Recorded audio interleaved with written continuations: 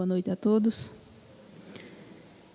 Que o Mestre Jesus seja o guia das nossas reflexões nesta noite, nos amparando e nos ajudando a trazer os esclarecimentos necessários para a nossa transformação moral. Eu estava há alguns dias na cidade de João Pessoa e fui encontrar uma amiga que não via há uns 10 anos. Nós nos conhecemos muito jovens, quase crianças, né? Com uns 14 anos. É interessante que ela diz assim: você não pode dizer há quanto tempo nós nos conhecemos, porque se você disser, o povo vai fazer as contas e vai saber a idade da gente. Eu não tenho problema com isso, mas ela tem, então eu respeito e não digo há quanto tempo. Tanto é que ela é dessas pessoas que batem foto e postam no Instagram e postam no Facebook. E ela tirou uma foto nossa e colocou assim: do berçário para o resto de nossas vidas, né? Não precisa dizer que a foto ficou linda, porque as modelos são bonitas. E aí a frase também ficou bonita. Mas o que eu achei interessante é que ela estava num lugar e eu não sabia onde era. E aí ela vai e me manda pelo WhatsApp a localização. Eu achei o máximo, porque eu não sou dessas pessoas tão modernas. Eu sou uma senhora do século passado, né? E aí eu fui e achei o máximo. Só que ela me mandou a localização, eu sabia onde ela estava, mas ela me perguntava onde eu estava, e eu não sabia o que fazer. Então eu disse: corre, você tem que pedir ajuda aos universitários. Fui lá e cheguei nos meninos, aí a gente chega nos filhos, aí eles fazem aquela cara, né? Lá vem de novo, né? E aí eu dou um conselho a todos os jovens, mais jovens, menos jovens, ou crianças que não estão aqui, mas que possam estar nos assistindo. Quando o papai, mamãe ou vovó pedir ajuda a vocês nesse particular tecnológico, sigam as palavras de Jesus. Jesus nos recomendou: quando alguém te pedir um peixe, dá-lhe o peixe, mas ensina-o a pescar. Tenham paciência de ensinar, porque a gente aprende e não pergunta mais. Mas quando eles chegam, que faz assim, é assim, tu cutuca lá e ele resolve, você não acompanha, eu não acompanho. E aí eu digo: não, me ensine como é que faz. Aí é fantástico. A gente aperta num lugar lá, manda a mensagem e instantaneamente ela sabia onde eu estava. Eu digo: foi-se privacidade, né, no mundo. Mas aí foi muito fácil. E eu adoro essas coisas. Facilitam sua vida quando bem utilizadas. Então nós vemos o quanto nós evoluímos. Eu estou falando de um dos aplicativos mais simples que existe. Para os outros deve estar dizendo assim: meu Deus, tem tanta coisa mais interessante que os aplicativos hoje em dia fazem, que realmente tem, mas o quanto nós progredimos intelectualmente. É impressionante como isso faz parte da nossa vida hoje. Quase tudo você resolve via internet, né? Quase tudo você loca carro, você compra passagem, você aluga um quarto de hotel, você faz inúmeras coisas pelo aplicativo de celular, da sua casa, do lugar onde você estiver. Você encontra as pessoas, você fala com pessoas a milhares de quilômetros de distância. Então é indiscutível que esse progresso intelectual faz parte de nossas vidas. E esse progresso é natural que aconteça. E o codificador já perguntava por esse progresso lá na Lei de Progresso em O Livro dos Espíritos, a partir da questão 779, quando ele chega e pergunta aos espíritos se o ser humano, se o homem, possui em si mesmo a força para desenvolver-se, ou se o progresso não é apenas o resultado de um conhecimento, de um ensinamento. E os espíritos dizem que o ser humano se desenvolve naturalmente, tem em si as forças para isso, mas nem todos se desenvolvem simultaneamente. E da mesma forma, necessário se faz que os mais adiantados ajudem os menos adiantados. É por isso que nós, na nossa inteligência natural de espíritos, Sempre procuramos, ou deveríamos procurar, do ponto de vista do progresso, as pessoas que podem nos elevar, principalmente moralmente, porque são os exemplos que nós temos. Não seguir a pessoa, seguir o exemplo. Qual o exemplo maior que nós temos de progresso? Jesus. Esse é irretocável. Então, seria um farol a seguir, porque ele nos mostra como progredir. Aí ele continua perguntando por que o progresso moral acompanha o progresso intelectual. Os espíritos dizem que depende deste, mas nem sempre o segue imediatamente, que é o que nós vemos. O progresso intelectual é muito maior do que o nosso progresso moral. Vocês podem não concordar comigo, mas a nossa humanidade, a nossa sociedade está nos demonstrando isso. Intelectualmente, nós avançamos muito. Moralmente, alguns espíritos fazem referência que nós ainda estamos mais perto do primitivismo do que saindo dele, infelizmente. E aí ele continua as colocações perguntando por que não efetua a civilização imediatamente todo o bem que poderia produzir. Porque os homens, é a resposta dos espíritos, não estão aptos nem dispostos a alcançá-lo. Eu achei a resposta maravilhosa. Primeiro a pergunta: por que é que a civilização, por que é que a sociedade imediatamente não faz todo o bem que poderia fazer? Porque nós temos os meios e o conhecimento para isso fazer, ou não temos? Nós sabemos como gerar o bem. Nós sabemos como deixar os outros mais confortáveis. Nós sabemos como cuidar da nossa natureza. Nós temos meios já desenvolvidos, às vezes não trazidos a público por interesses outros, que não nos cabe aqui discutir, mas meios suficientes para tornar o nosso mundo muito menos poluído, das diversas formas possíveis. Nós sabemos disso. Estamos falando em termos materiais. Em termos de praticar o bem, também o sabemos. Mas por que a civilização assim não faz? E os espíritos respondem: porque os homens não estão aptos, porque ainda estamos muito imperfeitos. E nos sentimos muito felizes por ainda estarmos imperfeitos, a grande maioria, nem dispostos a alcançá-los. Nos falta vontade para fazer o bem. Nos falta a qualidade, a qualificação necessária, porque nós não queremos nos qualificar para fazer muitas vezes. E aí na questão 793 ele pergunta: por que indícios se pode reconhecer uma civilização completa? Nós não nos dizemos civilizados. Nós nos dizemos, sua civilização, seu país é um país civilizado? O Brasil é um país muito civilizado, assim como os outros países, a maioria dos países do nosso mundo terreno. E os espíritos respondem: reconhecê-la-eis pelo desenvolvimento moral.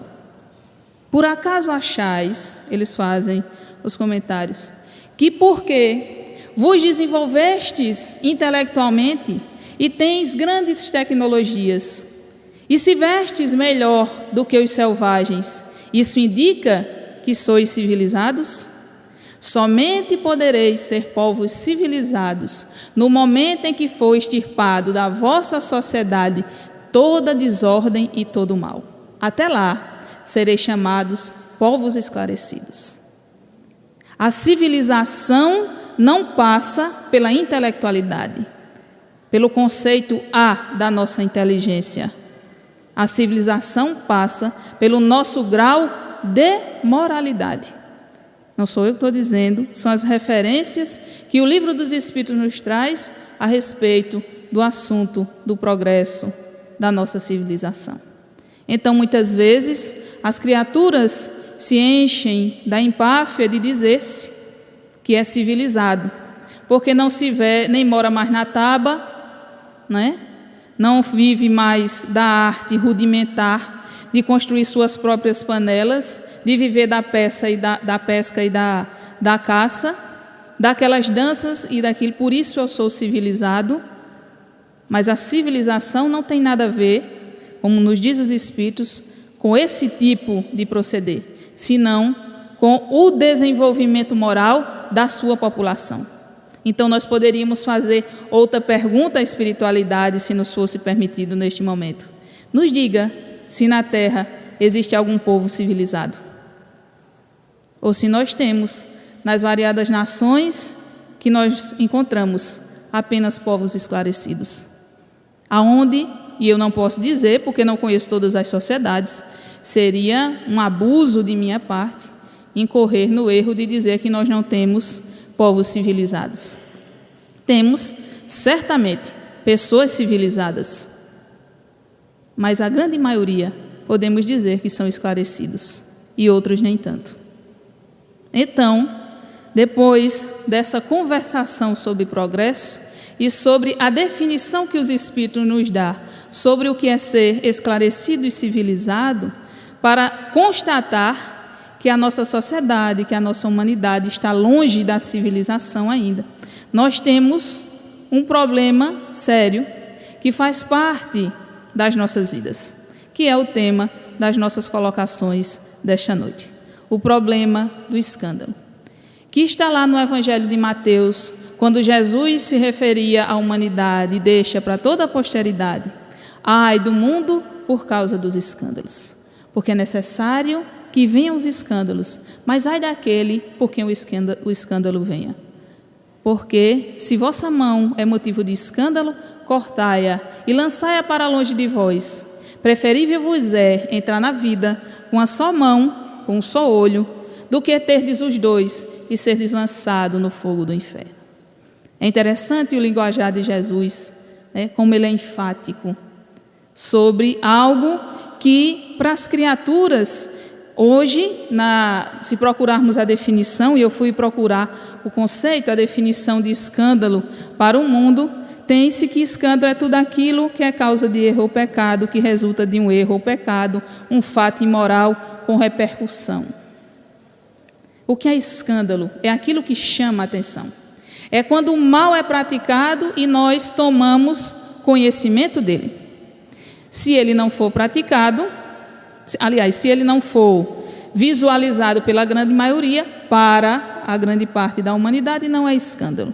O nosso país, hoje em dia, parece os fogos de artifício, um escândalo a cada segundo. Escândalo daqui, escândalo de lá, escândalo de acolá. E parece-nos que quanto mais escândalos aparecem, mais as pessoas se comprazem em observá-los, não com o intuito de aprenderem, mas apenas de julgar. Então, os escândalos, nessa definição puramente material, é isso que tem essa repercussão, é isso que chama a atenção, é isso que dá, como se diz popularmente, o que falar. O que falar? A gente tem o que falar. Hoje em dia no Brasil nós temos muito o que falar o tempo todo, porque você liga a televisão e se fala o tempo todo, mal o tempo todo das pessoas que escandalizaram. Mas nós vamos ter que entender o que é escândalo na nossa concepção. Porque da mesma forma, como ele diz aqui, que o escândalo é um fato imoral. O que é moral? Moral para o nosso mundo é o conjunto de regras dos bons costumes. É algo que muda. Essa moral humana muda constantemente. Como os escândalos também mudaram constantemente. Tem coisas que não eram escândalo antigamente e que hoje são. Quer ver uma coisa? Mulher trabalhar fora. Isso há 50 anos atrás, bem antes que eu nascesse, diga-se de passagem, muito antes que eu nascesse, mulher trabalhar fora era um escândalo. Escândalo. Se ela podia, não podia, a mulher tinha que ficar dentro de casa. Hoje em dia é o contrário, a mulher não trabalhar fora é um escândalo. Parece que ela está infringindo a lei da natureza. Por que eu digo isso? Porque eu conheço uma pessoa que ela estudou, fez universidade, mestrado, doutorado, essa bagaceira toda que o povo gosta de fazer, né? E aí, essas coisas muito fáceis que a gente passa pouco tempo fazendo, e aí foi fazer, e um certo dia, né? A pessoa disse assim, uma pessoa chegou para ela, uma dessas pessoas bem esclarecidas, e disse assim: ah, mas você vai trabalhar? Ela disse: não, ainda não. Meus filhos são pequenos e eu vou cuidar deles. Como pode isso? Aí foi um escândalo, né? Como pode isso? Você estudando? Ela disse: não, mas eu tenho a concepção de que eu tenho que dar aos meus filhos o melhor de mim. Se eu for trabalhar na idade que eles estão, eu não tenho uma necessidade tão grande de fazer isso, eu vou cuidar deles. Depois, aí quando eles estiverem maiores, eu vou resolver minha questão íntima, né? Se tiver necessidade, porque, disse ela, trabalho, no seu entendimento, é trabalhar fora e ganhar dinheiro. Mas dentro de casa, qualquer dona de casa sabe que você trabalha muito mais do que trabalhar lá fora, né? Mas aí para outra foi um escândalo aquilo. E ela foi tranquilamente, continuou, né, fazendo o que ela achava que era correto para criar seus filhos. Então achei interessante a concepção de que uma coisa que há 50 anos atrás seria o mais natural, para algumas pessoas hoje é um escândalo. Tem gente que acha um escândalo alguém ter mais de 2 filhos, 3 filhos. Isso é um escândalo. Alguém me disse um dia desse: isso é um crime. Eu digo: meu Deus, né? Se você tem condição financeira, emocional, psicológica, porque para criar filho você precisa de tudo isso. Criar filho, o povo dizia antigamente: ah, fulano, eu conheço um senhor que ele é pai de 19 filhos. 19. E aí, a mulher dele foi proibida de ter o último, né? Disse: não, o médico disse: eu não faço mais seu parto, não. Eu digo: coitada, ia ficar com o menino lá dentro, né, se tivesse. Aí ele disse: não faço, né? 19 filhos. Aí o povo faz: ah, criou como Deus criou batata. E eu digo a vocês, gente, sinceramente, eu sou um engenheiro agrícola de profissão. Batata não é fácil de se criar, não, viu? Não é fácil de se cultivar, não. Você tem que ter muito cuidado. Se batata é difícil, o filho é muito mais. Então a gente precisa desse cuidado para ter os filhos. Mas as pessoas acham um escândalo alguém tem mais um filho. Está vendo como a conceituação muda? Quer ver uma coisa extremamente escandalosa na época de Jesus? O camarada chegar para o pessoal extremamente materialista e dizer assim: se você quer ganhar o reino dos céus, dê tudo o que você tem e siga-me. Isso era um escândalo. Porque as pessoas tinham uma visão puramente material. Puramente material. Será que esse escândalo só era na época de Jesus? Porque ele chegou para as pessoas e disse, né? Se você quer ganhar a vida eterna, deixe tudo que tem. Despreenda-se dos bens materiais. Deixe os mortos enterrar os seus mortos. Eu não vim trazer a paz, eu vim trazer a espada, eu vim trazer a divisão. Isso era um escândalo. Porque as pessoas não tinham entendimento suficiente sobre a profundidade do que ele estava dizendo. Porque os seus interesses não era a vida eterna, não era a vida futura, não era o desprendimento para se edificar como espírito. Era ter as coisas que a vida lhes oferecia. Não tinha maturidade suficiente para isso. Então, é um escândalo o que Jesus disse. Mas vamos fazer analogia nos dias atuais. Será que as palavras de Jesus ainda não são escandalosas no sentido de a gente não vivenciar o que ele nos propõe?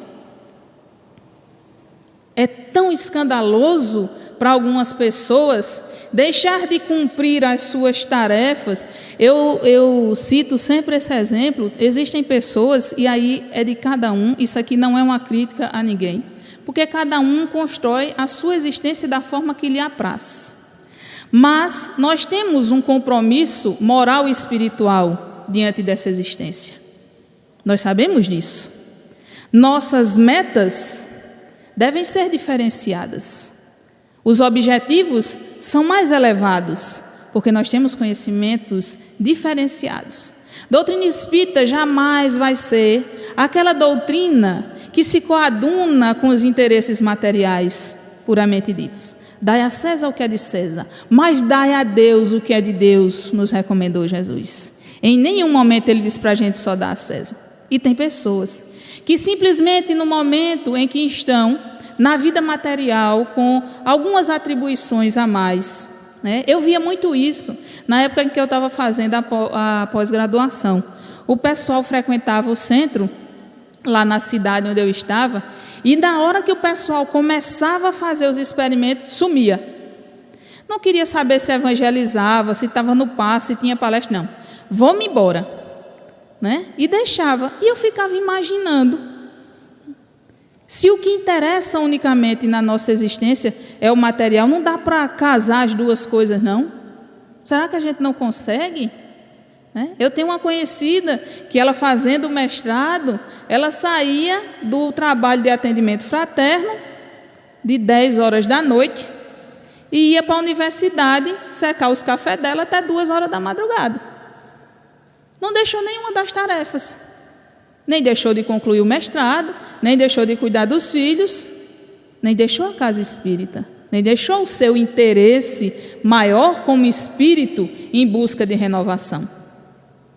Porque as lições que você aprende na materialidade são importantes, mas as lições de espiritualidade são para a vida eterna. Então é a questão dos interesses. Então muitas coisas do que Jesus nos disse parecem um escândalo. Como é que eu vou deixar as coisas que me dão imenso prazer, mas que me deixam vazios depois, pelas coisas que me dariam o prazer eterno? Então parece um escândalo, uma insensatez. Ou pelo menos a grande maioria das criaturas não consegue viver dessa forma. Então também foi escândalo o que Jesus disse. E ainda para algumas pessoas parece assim o ser. Para nós, o escândalo tem uma conotação diferente. Tem uma definição diferenciada.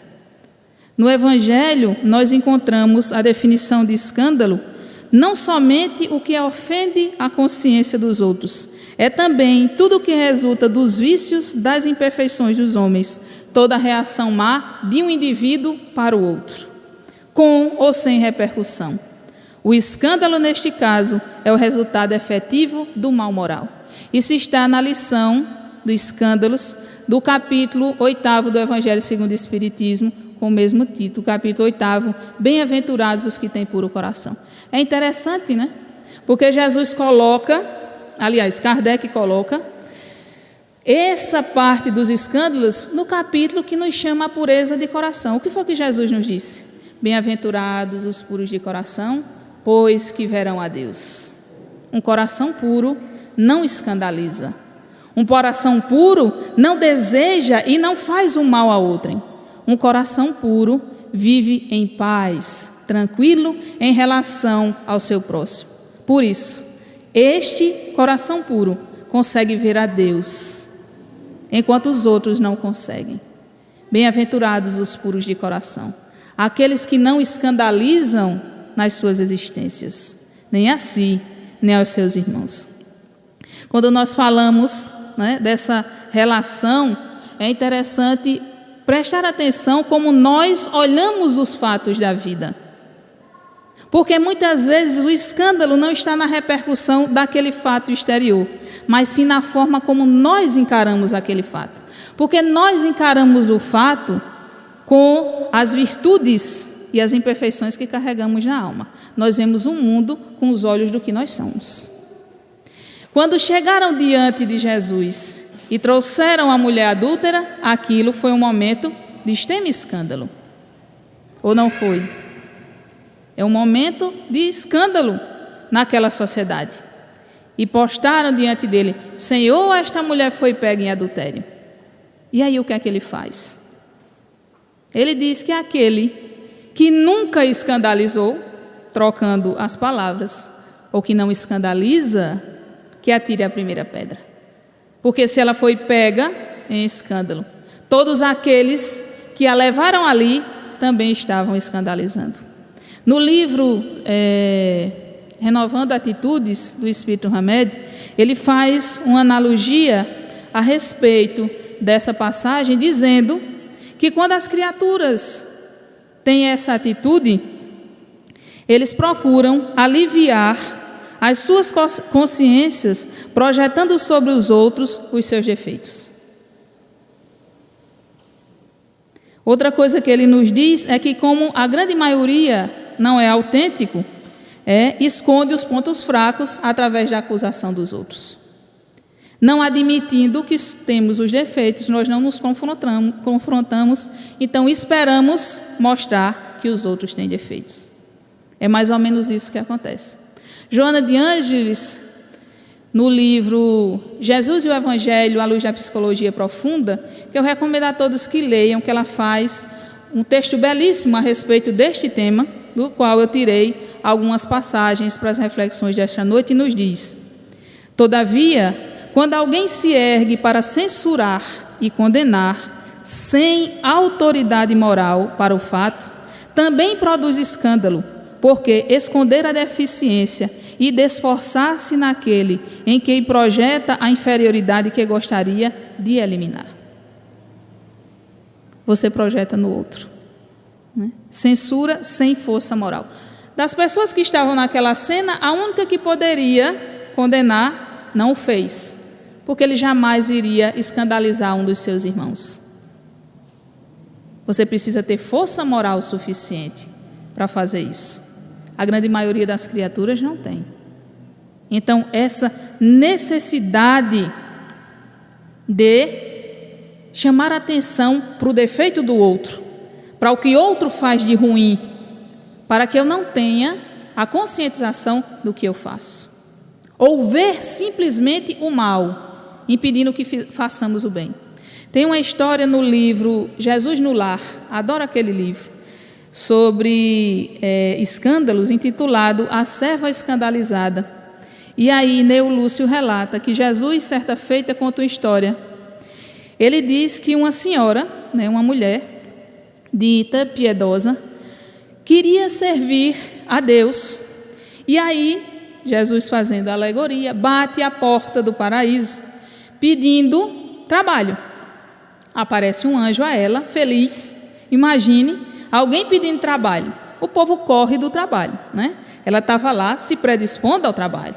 E aí, chegando, ela diz: eu queria ajudar. Eles: ótimo, faça o seguinte, vá ali em tal lugar, onde tem um bar, né?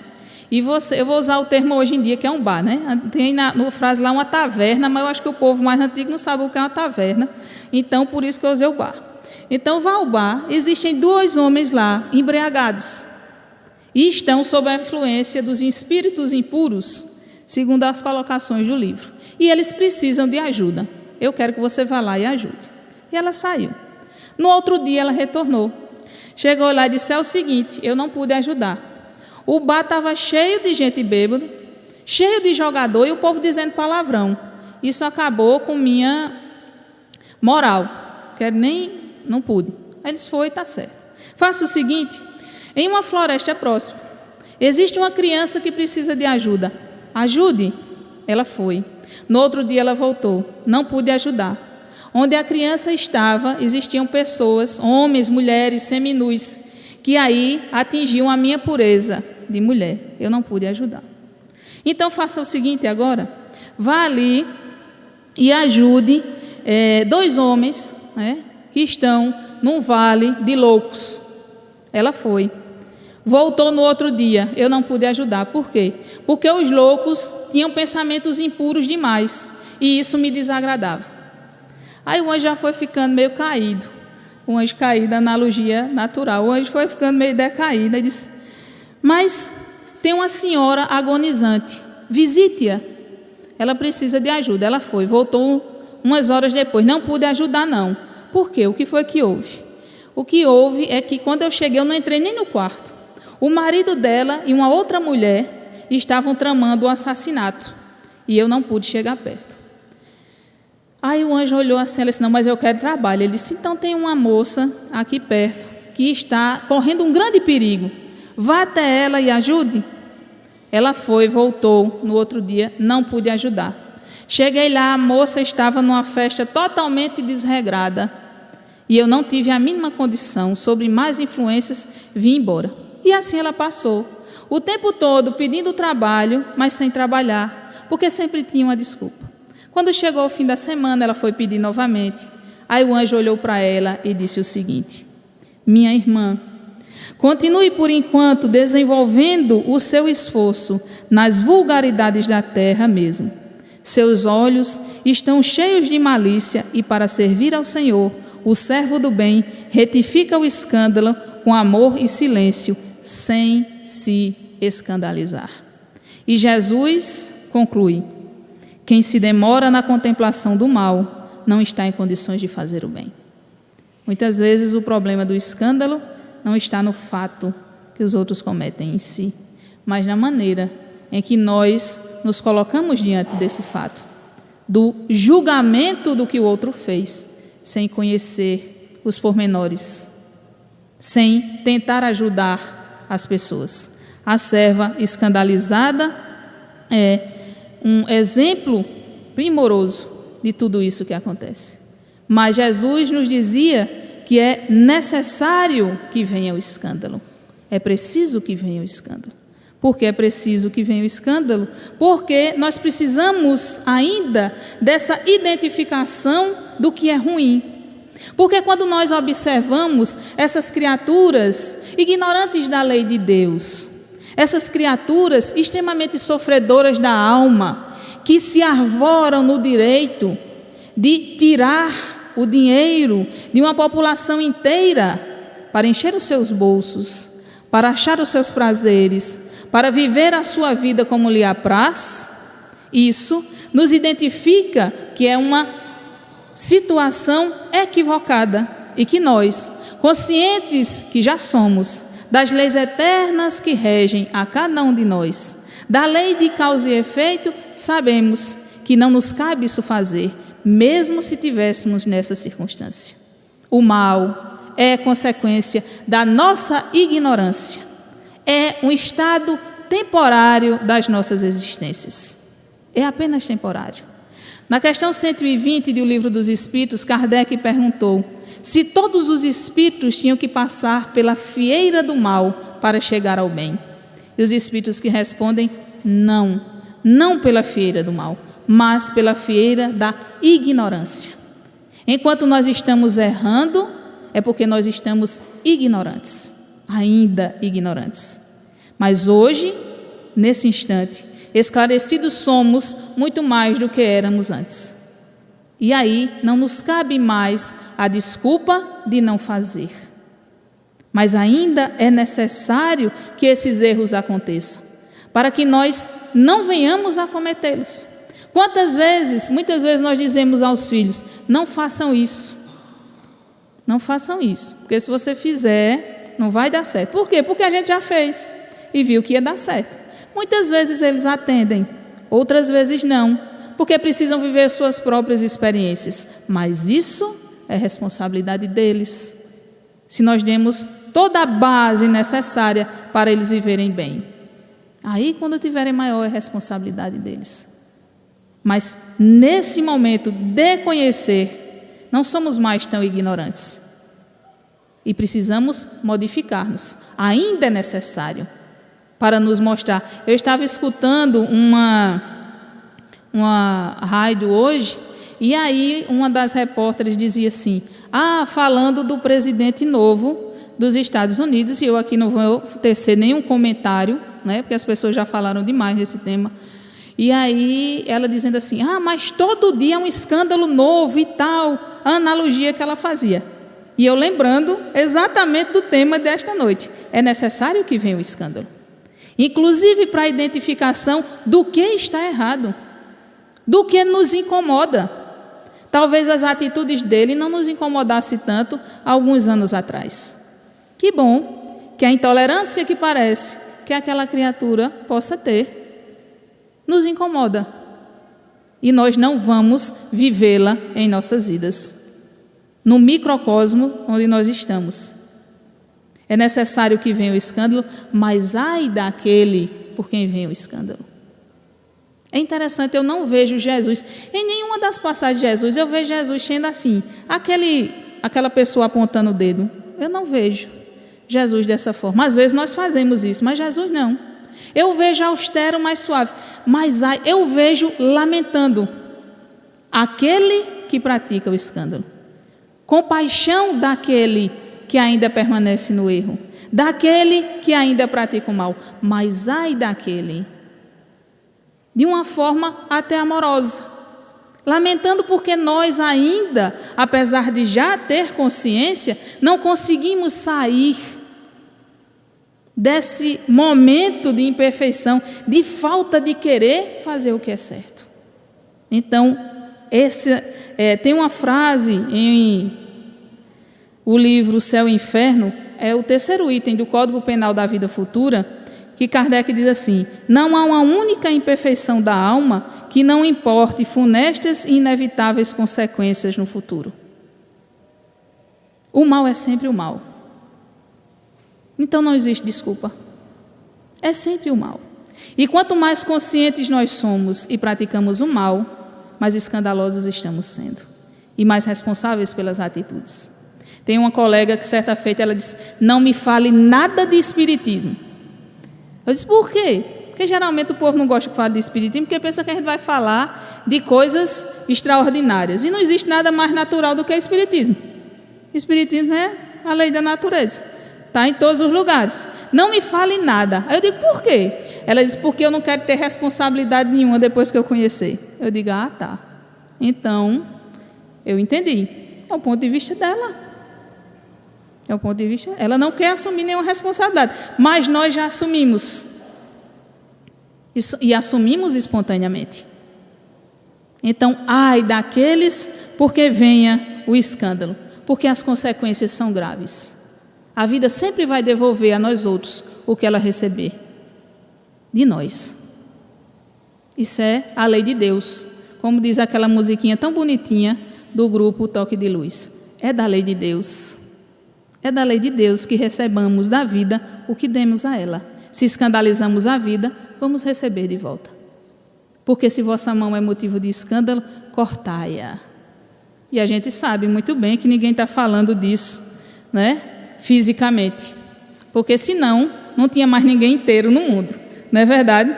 Estava faltando pedaço em todo mundo, ninguém não tinha mais, principalmente ninguém falava mais, não é verdade? Imagina que uma das coisas que mais escandalizamos na vida é através da nossa língua, quando falamos mal dos outros. Então, se é um motivo de escândalo, estava cheio de gente que não falava mais, né? Infelizmente, nós entendemos que não é assim. O Evangelho nos recomenda arrancar do coração todo sentimento impuro e toda tendência viciosa. Todo sentimento impuro. Aí a gente vem falar de quê? Do que é que nós vamos arrancar do coração? De todas as doenças que nós carregamos em nós outros. Do nosso orgulho. Aquela coisinha tão linda que faz com que nós achemos que somos melhor do que os outros. Isso é escândalo. Porque eu não aceito uma crítica de ninguém. Vocês conhecem alguém assim? Eu não conheço, não. Ninguém. Né? Aceitar uma crítica. Nem que seja quando você, por exemplo, né, vai dirigir o carro. Um dia desse eu cheguei na frente do supermercado. Aí eu sinceramente não tenho provas cabais disso. Mas eu acho que quem estacionou foi um homem. Porque do jeito que ele estacionou, ele tomou 2 vagas. Mulher não faz uma coisa dessa, né? Mulher é um ser humano delicado, tão compenetrado, gentil, não vai fazer uma coisa dessa. 2 vagas. Eu olhei assim, eu digo: ah, abençoado. Ser humano abençoado. E aí, se você for falar, né? Se você for dizer alguma coisa, você não poderia. Aí o que é que a pessoa se enche? De orgulho. E aí isso gera um problema seríssimo. né? Porque eu não posso. Você não faz nada errado. Olha, eu acho que sua palestra poderia ter esse tom melhor. Aí o cara já vira a cara, nunca mais vou naquele centro. Você é um ser humano inexpugnável, né? Eu estou achando que sua aula de evangelização poderia melhorar um pouquinho. Quando não dá aquela resposta bem educada, por que é que você não vem fazer? Né? Tem gente que não aceita, isso é orgulho, isso é escândalo. Aquela vaidade básica. O povo pensa que vaidade é só aquele negócio de se arrumar. Aí o povo fala, mulher é muito vaidosa. Não, mulher é cuidadosa consigo mesmo, né? Graças a Deus, né? Todos deveriam ser cuidadosos consigo mesmo. Isso não é vaidade, isso é cuidado. Mas aquela vaidade de se achar, tá? Você é o melhor. Não tem ninguém melhor do que você, né? Um dia eu prometi que eu não falo mais dos meninos, não dou mais exemplo lá de casa, porque toda vez que eu faço isso é uma reclamação sem fim. E mais que eu estou falando assim para o público, né? Se eles escutam, eu chego em casa, mais mãe, né? Mas aí eu vou dizer que eu conheci um menino que ele joga muito bem futebol, muito. E aí chegava em casa, era uma conversa de: eita, hoje eu fiz não sei quantos gols, driblei não sei quem, fiz não sei o quê. Aí a mãe só olhando, e no outro dia de novo, e o menino ficou com raiva, não sei o quê. Aí a mãe chegou para ele e disse: você joga só? Aí ele disse: não. Eu digo: pois é. Olha, não sou eu não. Então eu disse: passou. E aí, joga só? Não, é um time. Porque às vezes, essa vaidade, você começa a achar que os outros não valem nada. E todo mundo tem seu valor. Pode não ser tão bom jogador como você, mas é muito bom em outra coisa. Sempre existe alguém que faz algo melhor do que a gente faz muito bem. Fora meu mousse de maracujá, que eu já falei aqui, que eu não conheço ninguém que faça melhor do que eu, mas as outras coisas, né, muitas pessoas fazem muito melhor. Então essa vaidade, outra doencinha da alma que a gente tem que extirpar do coração, inveja, né? Eu não tenho inveja, né? Não tenho inveja, mas aí olha assim, né? A pessoa com aquele cabelo longo, lindo, né? Eu tinha umas amigas na juventude que tinham os cabelos tão lindos, eu dizia que as meninas usavam peruca, que era só para fazer festa, né? Aquele cabelo, aí tem nada não, mas eu sei que um dia fica branco, né? Olha, meu Deus, né? A inveja, aquele olho gordo em cima, não trabalha, não faz nada, tá vendo o carro de fulano, ou não é isso que acontece? Vixe, fulano está bem. Tu sabe o quanto fulano trabalhou para conseguir aquilo? Quanto tu trabalhou para conseguir? Se você não tem, mesmo trabalhando, é porque às vezes você não precisa. Invejar, ciúme, ô doencinha que a gente deveria tirar do coração. Aí eu me pergunto, ciúme de quê? Das coisas? Se as coisas não nos pertencem, se elas são perecíveis, se elas vão e vêm quando apraz a divindade, porque nos é emprestado. Ciúme das pessoas, ninguém nos pertence. Meu filho é uma conversa. O filho foi emprestado. Tem mãe que morre de ciúme dos filhos, né? Eu conheço uma mesmo que minha Nossa Senhora. Aquela dali, no dia que o menino disser vou casar, ela infarta. Aí, os filhos são de Deus, tem que viver sua existência. A gente cuida, ama e ora para que um dia eles encontrem alguém que possa lhes dedicar grande amor. Você está falando isso de coração? De muito coração. Porque é assim que nós devemos agir com as outras pessoas. Se ciúme resolvesse alguma coisa, era muito bom. Só faz a gente sofrer.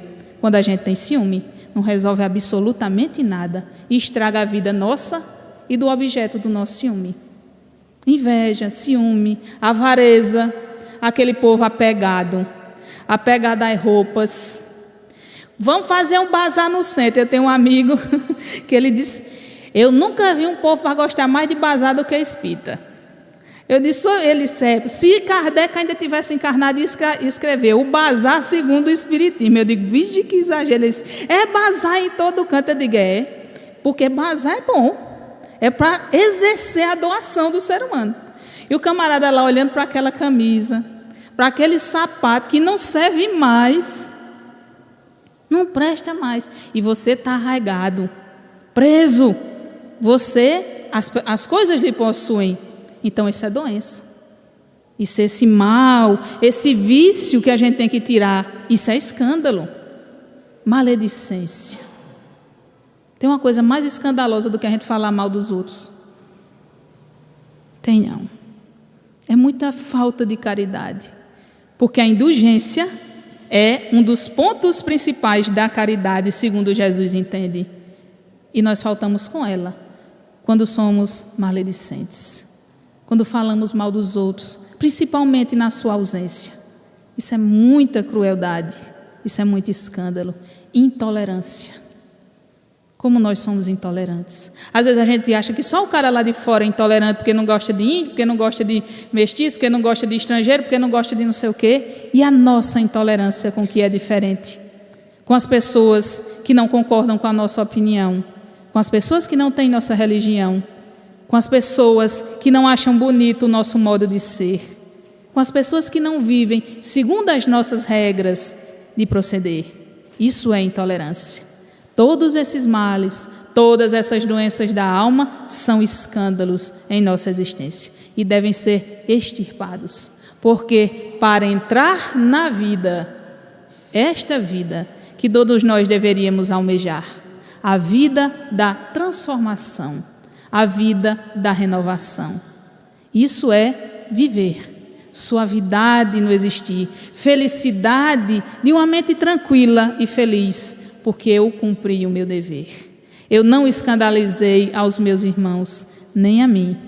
Mesmo sendo necessário, a ignorância me fez errar uma vez, mas eu aprendi e segui adiante, porque agora eu sei e eu posso, porque eu sou filho de Deus e tenho em mim todas as potencialidades e todo o conhecimento que Jesus me trouxe, que a doutrina espírita me oferece a cada minuto de minha existência, para não mais escandalizar, porque eu quero entrar na vida, na verdadeira vida da transformação, da reforma, do viver diferente, de muitas vezes dizer, porque os outros achem que é extremamente escandaloso eu ir para uma festa social e não ingerir bebida alcoólica.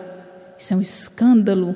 É um escândalo você não se portar da forma materialista como a maioria das criaturas se porta na existência. Para os outros, não para a minha consciência, que está em concordância com a lei de Deus. Muitas coisas no nosso mundo ainda não são tidas como escândalo, mas para nós, conhecedores da doutrina de Jesus, agora são. E nós devemos evitá-las e tirar dos nossos corações aquilo que por tanto tempo acalentamos. Para encerrar as colocações desta noite, eu gostaria de ler uma página rápida deste livro, Vivendo o Evangelho, pelo Espírito André Luiz, em que ele faz todos os capítulos do Evangelho, todos os itens, ele faz algumas reflexões. E aí, sobre o escândalo, ele tem a seguinte lição: ramos perturbadores, mágoa, lascívia, vingança, inveja, ódio, orgulho, egoísmo, melindre, mesquinhez, leviandade, mentira, comodismo, irritação, agressividade, indiferença, esperteza, desonestidade, prepotência, rancor, vaidade. Nenhuma destas situações constitui escândalo na acepção comum da palavra. Entretanto, no sentido do Evangelho, são ramos perturbadores na árvore do Espírito, cuja única solução, sem margem de dúvida, é a tesoura do esforço e a poda da renovação. Que sejamos assim, nesta noite, saiamos daqui mais esclarecidos, mais felizes pela opção que fizemos de aprender um pouco mais, para que Jesus, o guia de nossas vidas, faça realmente a diferença no nosso proceder, na nossa conduta, como cristãos espíritas que dizemos ser. Agradeço a todos vocês a atenção e a paciência com que me ouviram nesta noite e desejo paz de Jesus a todos.